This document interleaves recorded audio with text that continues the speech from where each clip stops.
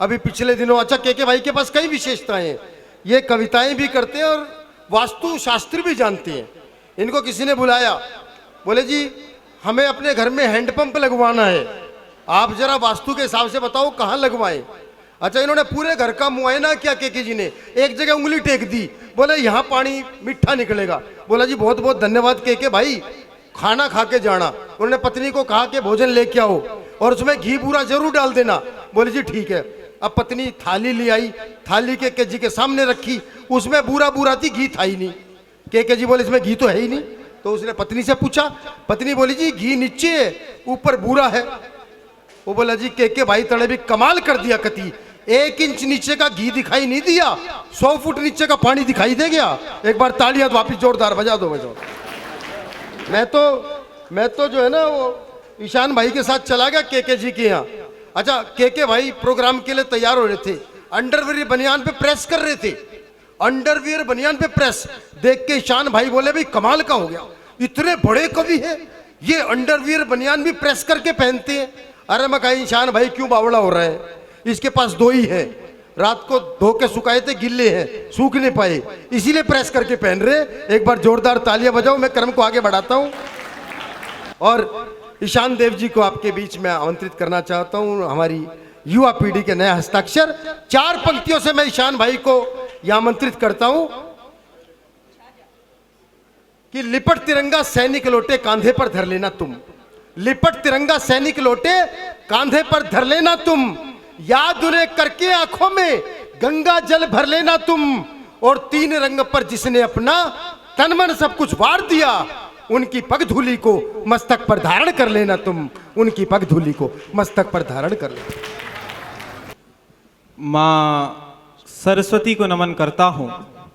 सम्मानित मंच एवं सुधी श्रोताओं, आप सभी की इस महनर से कार्यक्रम में गणमान्य उपस्थिति को प्रणाम निवेदित करता हूँ।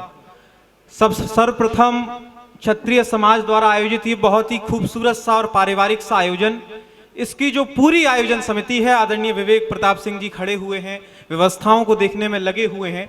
जो पूरी आयोजन समिति है जिसने इस कार्यक्रम को सजाने में लगभग 1 महीने मेहनत करी है, मैं चाहता हूं एक बार उसके लिए जरा आप जोरदार तालियां बजा दीजिए और मुझे मेरे काव्य पाठ के लिए प्रारंभ कीजिए।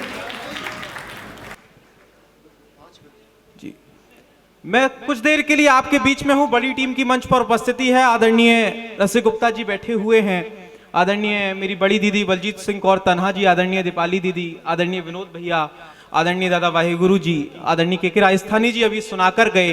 मैं बहुत थोड़ी देर के लिए आपके बीच में हूं, ये बड़ी टीम है, मैं आपके बीच में देशभक्ति की बात करने के लिए हूं। एक छोटी सी टिप्पणी करता हूं, फिर सीधे सीधे अपने काव्य पाठ को प्रारंभ करूंगा। आप यकीन मानिए इस बात का, होली के हम सब उत्सव में हैं। ये वो टीम है जो कहीं ना कहीं पूरे देश के कवि सम्मेलनों की डिमांड है। क्या अंतर है जब हम बड़े शहरों के बड़े कार्यक्रमों में होते हैं, जहां पर हजारों की भीड़ होती है, वहां पर लोग धन से कविता को सुनने बैठते हैं। लेकिन क्या खासियत है अलीगढ़ में आयोजित इस कार्यक्रम की कि यहां पर लोग धन से कविता को सुनने नहीं बैठे, बल्कि मन से कविता को सुनने बैठे हैं। इस विश्वास के साथ मैं आपके बीच में हूं। एक बार पीछे तक के लोग जरा मुझे अपनी ऊर्जा दें। आज सुबह की बिल्कुल सच्ची घटना, आदरणीय रसिक गुप्ता जी हमारे मंच के बड़े हैं, मैंने उनको फोन किया, मैंने कहा दादा होली का उत्सव चल रहा है, ऐसे में मैं देशभक्ति पढ़ता हूं, मैं कार्यक्रम में क्या पढ़ूं, कैसे पढ़ूं, मुझे कुछ समझ नहीं आ रहा। बिल्कुल सच्ची घटना आज की।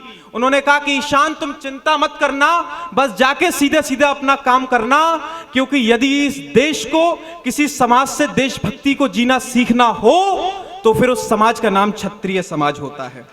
एक बार अपने लिए गौरव की तालियां मैं चाहता हूं पीछे तक उठें, जिससे मैं अपनी बात प्रारंभ करूं। होली का उत्सव है, मैं एक क्षण से वहीं से बात प्रारंभ करता हूं। मैं वीर रस का कवि हूं कि स्वर को प्रखर करने का अवसर मिले, स्थान उच्च सदा हिजी रहे अभिव्यक्ति का, ढेरों हर्ष के उत्कर्ष होली में हो इस वर्ष, और सदा ही रहे आशीष सर्वशक्ति का, उत्सवों के साथ साथ ध्यान उनका भी रहे, सीमा पर खड़े हुए हर एक व्यक्ति का, कई रंगों से मनाएं होली का त्योहार पर सबसे चटक रंग रहे देशभक्ति का। बहुत बहुत आभार, मैं प्रणाम करता हूं आपको। आप अपनी ऊर्जा बढ़ाइए, हम अपनी ऊर्जा को बढ़ाएंगे, निश्चित से ही हम इस उत्सव को महोत्सव में बदल कर दिखाएंगे। मैं 4 पंक्तियां यहां पे आपके बीच में रखता हूं। हम बहुत सी बातें अधिकारों की करते हैं, लेकिन क्या समस्याएं हैं इस देश की और उन समस्याओं का मूल कारण क्या है? एक टिप्पणी करता हूं इस सदन के अंतर्गत, हमने इस देश में मानव अधिकार आयोग तो बनाया है, लेकिन मानव कर्तव्य आयोग कहीं नहीं बनाया।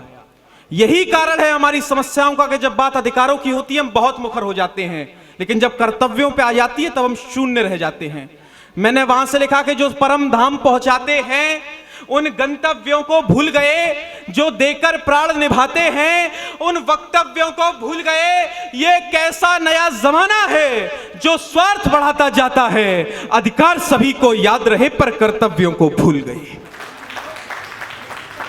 तो जय या पराजय का भय ही नहीं था जिन्हें, जो भारती के नाम को पुकारते चले गए।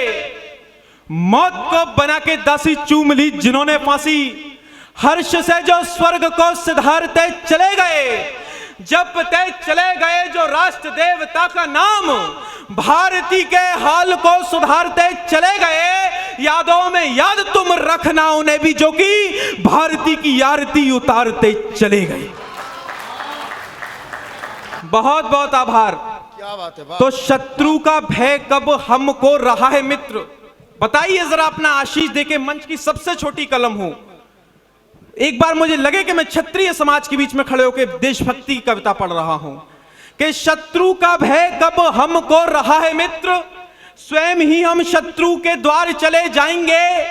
एकता अखंडता को मानता है देश मेरा, यहां पूरे के पूरे परिवार चले जाएंगे। और राष्ट्र की सुरक्षा है तू भारती ने जो पुकारा, तो एक बार छोड़ो 100 बार चले जाएंगे। वीरता दिखाने की बात यदि आ गई तो तिरंगा उठा के सीमा पार चले जाएंगे।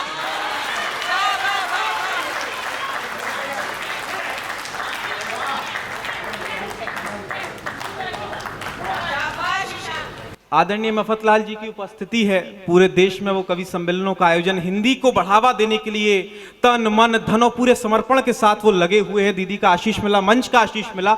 मैं इसी क्रम में एक छंद और रखता हूं। होली के उत्सव पे इस पूरी आयोजन समिति ने, आदरणीय विवेक प्रताप सिंह जी ने और उनकी पूरी टीम ने इस कार्यक्रम को सजाया। चाहते तो कुछ और भी करा सकते थे, लेकिन कवि सम्मेलन की ही क्या आवश्यकता थी। मैंने वहां से लिखा कि कुपंथ के प्रभाव में, सुपंथ के अभाव में, पंथ के चुनाव को कराने कौन आएगा। झूठ के जहाज का समाज में है राजकाज, सत्य की आवाज को उठाने कौन आएगा।